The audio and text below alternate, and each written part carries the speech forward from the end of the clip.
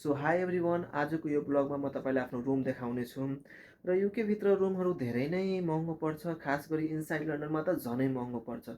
So हामीहरू यहाँ एउटा सिङ्गल रुममा बसिरहेछौँ र यो सिङ्गल रुमको रेन्ट तपाईँलाई नेपाली 2 लाख रुपियाँ जति पर्छ, जुन कि धेरै नै हाई हो। योभन्दा नि महँगो महँगो पाउँछ, तर हामी सबभन्दा कम 2 लाखमा बसिरहेछौँ।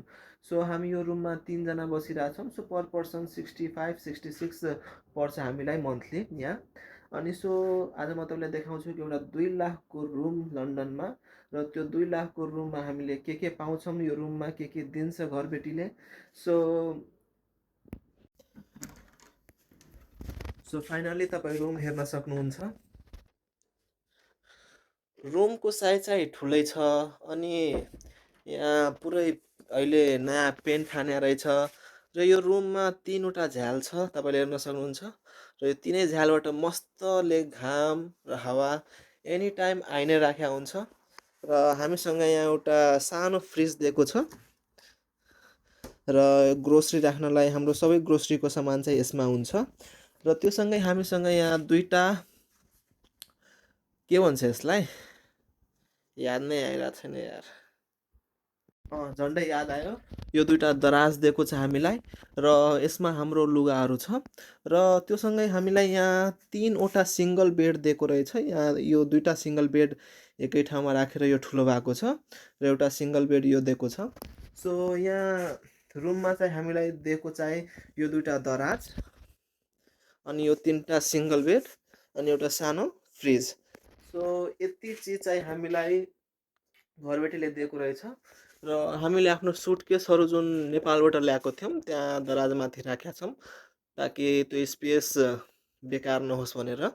र एउटा सुटकेस चाहिँ तलै छ, त्यसमा अझै सामानहरू छ खानेवाला। सो हाम्रो कलेज ब्याग तपाईँले हेर्न सक्नुहुन्छ। कलेज ब्याग चाहिँ अलि राम्रै लिनुपर्छ, किनकि त्यसमा ल्यापटपहरू पनि राख्नुपर्छ। सो अलि राम्रै लिनुपर्छ। अनि यहाँ हामीसँग एउटा ठुलो ऐना छ यहाँ।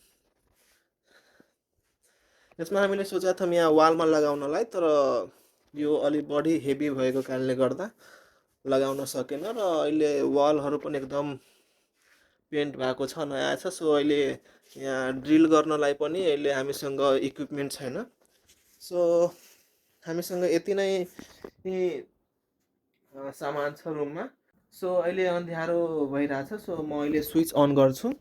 र यहाँको एउटा कुरा मैले के हेरेँ, जति पनि स्विच बोर्डहरू छ त्यसमा सबै स्विच उल्टो थिच्दा चाहिँ बत्ती बल्दो रहेछ।